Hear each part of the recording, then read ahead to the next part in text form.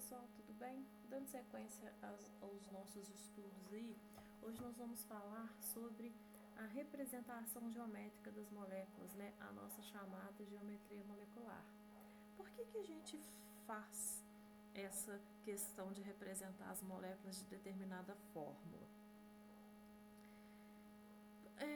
Para que haja estabilidade do sistema, né? Então, essa representação, quando a gente representa a molécula de metano na forma tetraédrica, por exemplo, é a forma mais estável que aqueles átomos ali se encontram para representar aquela molécula.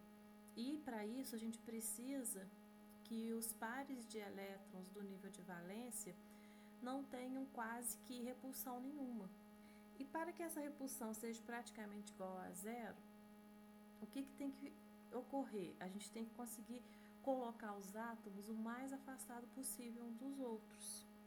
Para que a gente consiga fazer essa representação, né, deixando assim a molécula mais estável, foi criada a teoria de repulsão dos pares eletrônicos da camada de valência.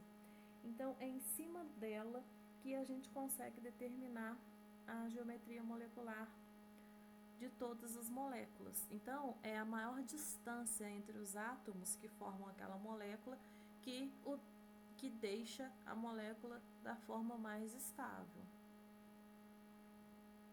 Então, as formas geométricas, né, que a gente conhece, a maneira como são representadas cada molécula, tá aqui, ó, nessa tabelinha aqui. Lá na apostila de vocês também tem uma tabela bem parecida com essa. O que a gente coloca aí? O número de átomos ligantes, né? O tipo de geometria que ele vai representar e a forma, né, dessa molécula, como que é essa representação, né? Lá, tá vendo lá no último quadrinho lá? E alguns traz o ângulo também que ela está formando, tá? Então, gente, olha só, todas as vezes que a gente tiver dois átomos ligantes, uma molécula biatômica, diatômica, a nossa geometria vai ser linear. Vai ser a maneira mais distante que nós vamos conseguir colocar esses átomos, tá? Então, é uma linha mesmo, e o ângulo entre eles é de 180 graus. Se a gente tiver três átomos se ligando, eu posso ter a representação geométrica linear, tá? Nem tá aqui, né, na representação desse quadro, mas também é possível, com o ângulo de 180 graus. A gente pode ter a trigonal plana, tá? Que forma um triângulo, ou a angular, que faz essa diferença dos dois átomos ligantes do central, tá? E esse ângulo aí, ele é variável. Se a gente tiver quatro átomos ligantes, aí a gente pode ter a representação a tetraédrica, né? Que é a do metano, que eu já até comentei com vocês. Aí a gente vai ter um ângulo de 109 graus e 28 minutos. Podemos ter também a piramidal, tá? Aí no caso, a gente vai ter, é só lembrar da molécula do NH3. Essa representação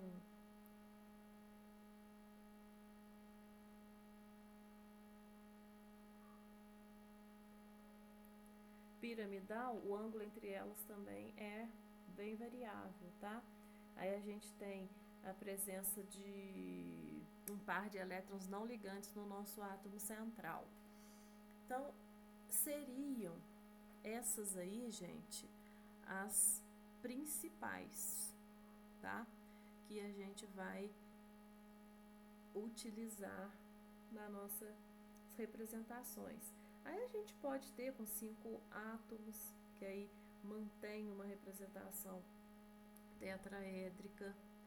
A gente pode ter com 6, que é a bipiramidal trigonal, com 7, que é a chamada de geometria octaédrica, mas as mais comuns são essas que estão representadas aqui. Então, quando a gente fala em uma representação linear, né, a gente pode lembrar da molécula de CO2, está até aí representada. Quando eu falo em uma angular, eu posso colocar a molécula de água, a molécula de SO2, tá? Todas elas têm essa representação angular. Trigonal, eu tenho o nosso BF3, piramidal, eu tenho o NH4, tetraédrica, o CH4, bipiramidal, PCl4 e octaédrica, o SF6, por exemplo, tá? Seriam aí um exemplo de cada um desses tipos de moléculas aí que a gente tem nessas representações. Quando a gente fala em geometria molecular, logo surge também uma outra definição, que é a hibridização. Essa palavra hibridização, ela está muito ligada ao estudo do átomo de carbono, mas ela não é exclusiva do átomo de carbono, tá, gente? Todos os átomos sofrem hibridização, né? Podem vir a sofrer. O que é isso? É o processo de combinação de orbitais atômicos num átomo, geralmente o central, de modo a gerar um novo conjunto de orbitais atômicos, os chamados orbitais híbridos. O que a gente precisa de verificar se vai ser possível para o átomo realizar, né, sofrer hibridização? Então, a gente tem algumas características principais. Primeira, a hibridização, ela é a teoria que explica as ligações químicas nas moléculas e ocorre entre orbitais não equivalentes. Os orbitais não são orbitais puros, daí sua forma ser geralmente diferente das formas puras. Então, gente, se a gente vai ter uma hibridização, o que eu vou estar misturando ali? Por exemplo, um orbital S com P, aí eu tenho hibridização SP, né?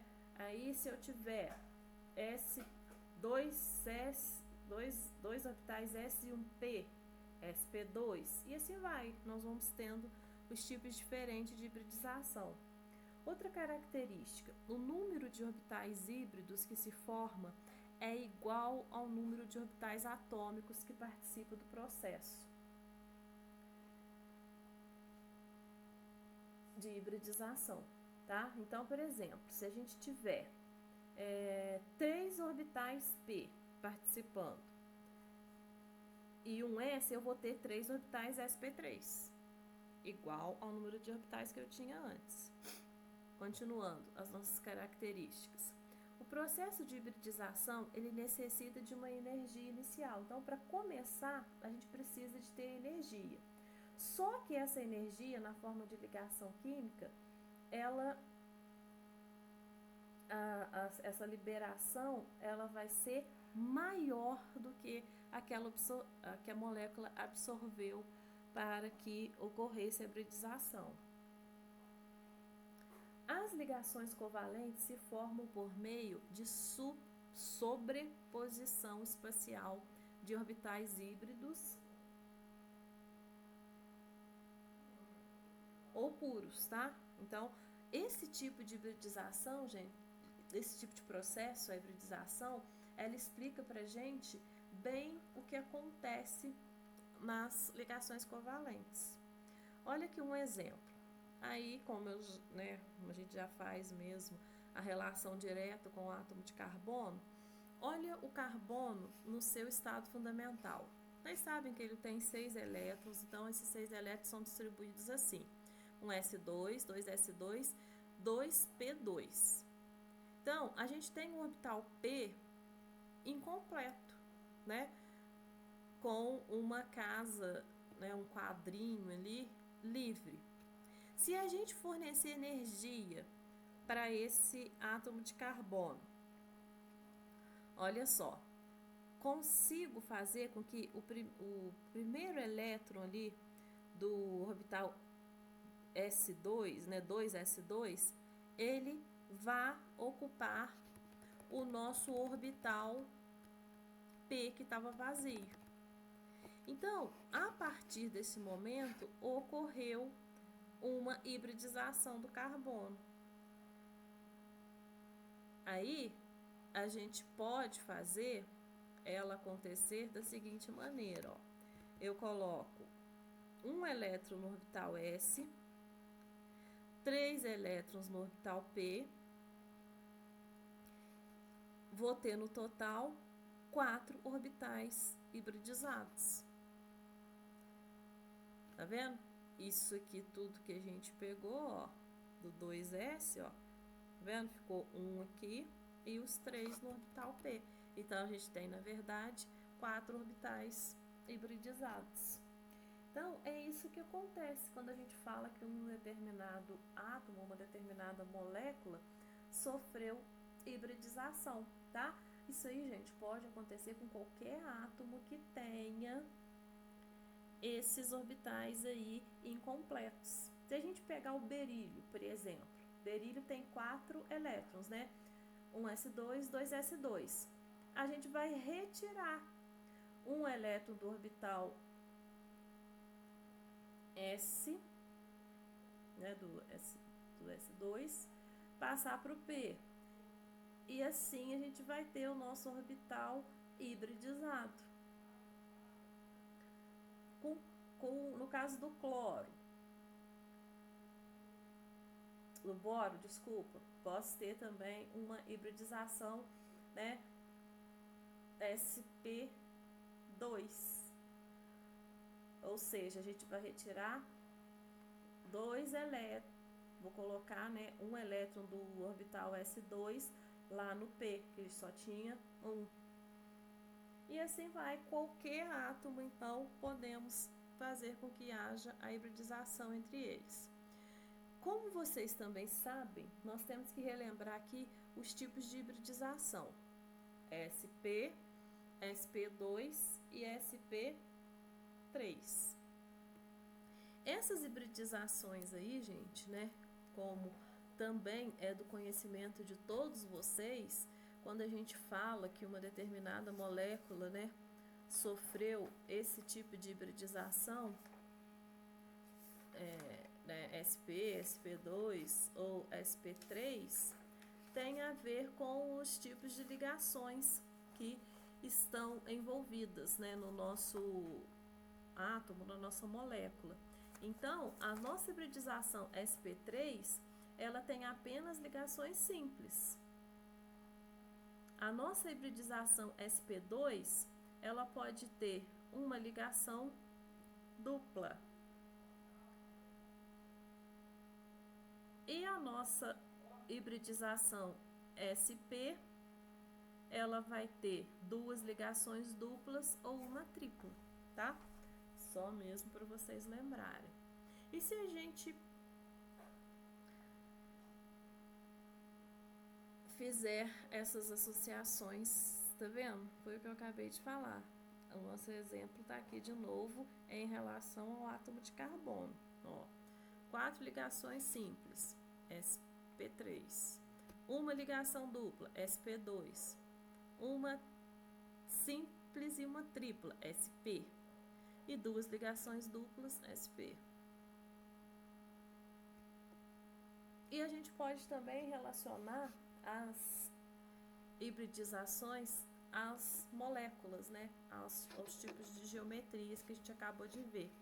Geometria linear vai ter hibridização SP. Geometria trigonal plana, SP2. E tetraédrica, hibridização SP3, tá? Essas aí, vocês podem fazer essas associações que vocês não erram. E para fechar a nossa aula de hoje, a gente vai falar sobre polaridade das moléculas. Quando a gente vai determinar a polaridade das moléculas, a gente tem algumas formas de fazer. Nós podemos fazer através do nosso vetor momento dipolar, né? que se a gente tiver uma diferença, né? Se a gente tiver um vetor momento polar diferente de zero, nós temos moléculas polares, e se ele for igual a zero, nós temos moléculas apolares.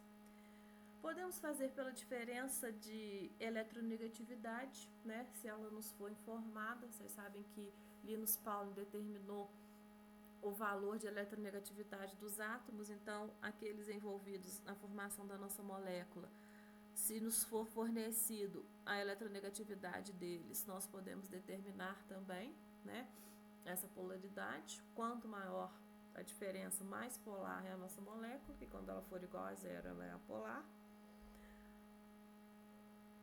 Ou ainda uma terceira que eu vou mostrar para vocês. Então, moléculas polares. Uma molécula polar, uma molécula, né, será classificada polar se a soma vetorial for diferente de zero. Então, aqui, a gente tem o exemplo da molécula de água e da molécula de amônia. Se a gente for fazer vetores na molécula de água, eu vou sair do hidrogênio apontando para o oxigênio, os meus dois vetores. Então, se eles estão na mesma direção, nós vamos ter que fazer o alongamento deles e criar o nosso momento, o nosso vetor resultante. Então, já sei que ele é diferente de zero. Aqui, na molécula de amônia, a gente tem os 3 hidrogênios aqui embaixo e o átomo central, o nitrogênio ali. Então, mesma coisa, os 3 vetores apontando para o nitrogênio. Tenho um momento dipolar, então o meu momento dipolar é diferente de zero. O momento vetor dipolar. Então, tenho molécula polar. E as moléculas apolares? A soma vetorial será igual a zero. Olha um exemplo aqui. A nossa molécula do dióxido de carbono, o nosso CO2. A gente tem o carbono e 2 oxigênios nas extremidades. O oxigênio é mais eletronegativo que o carbono, então os nossos vetores vão estar apontando cada um para um átomo de oxigênio, sentidos opostos. Anula, o nosso vetor vai ser igual a zero. O berílio, a molécula, né, BeH2. O que vai acontecer? As duas também no mesmo sentido. Então, uma anula a outra. Momento dipolar igual a zero na nossa molécula. Aí, né, a questão da diferença de eletronegatividade que eu falei com vocês. E agora, a última forma de calcular, de determinar a polaridade das moléculas. A gente vai levar em conta o nosso átomo central. Então, nós vamos ter 2 situações distintas. Se o nosso átomo central possuir par de elétrons livres, a nossa molécula é polar, tá? Então, olha só, a molécula de água, houve compartilhamento dos 2 pares de elétrons, um com cada hidrogênio, e eu tenho pares de elétrons livres, não tem? Ali no nosso átomo de oxigênio, 2 até. Então, sempre que isso acontecer, a nossa molécula vai ser classificada como polar. A molécula de amônia também é a mesma situação. O nitrogênio tem 2 pares de elétrons que não foram compartilhados. Então, temos molécula polar. Agora, a segunda situação, se o nosso átomo central não possuir par de elétrons livres e o número de ligações for igual ao número de átomos da nossa molécula, ela será apolar. Olha um exemplo aqui. A molécula de CO2 de novo. Eu tenho 2 ligações e 2 átomos de oxigênio. Então, número de ligações igual ao número de átomos. Molécula apolar. Aí vocês podem estar questionando assim, mas a ligação é dupla? Não importa. Tanto a ligação dupla como a ligação tripla, nesse caso a gente conta como uma ligação só, tá? Então, se a gente pegar a molécula de metano, ela vai ser apolar. A molécula de CO2 vai ser polar. A molécula de apolar, né, desculpa, a molécula de H2, O2, todas são polares. Número de ligações igual ao número de átomos. E se o nosso átomo central continuar não possuindo elétrons livres, mas o número de ligações for diferente do número de átomos? Aí a nossa molécula vai ser polar também. Olha aqui o exemplo. Olha essa molécula aqui, CH2Cl2. A gente tem 4 ligações e 2 átomos diferentes. Então, número de ligações diferente do número de átomos. Então, a nossa molécula será também classificada como polar, tá? Então, essa última aí, ela é mais tranquilinha para vocês identificarem a polaridade das ligações, né? Então, seria isso a nossa aula de hoje. Espero que vocês tenham compreendido. Qualquer dúvida, estou à disposição, como sempre. No mais, muito obrigado pela atenção de vocês, bons estudos e até a nossa próxima aula.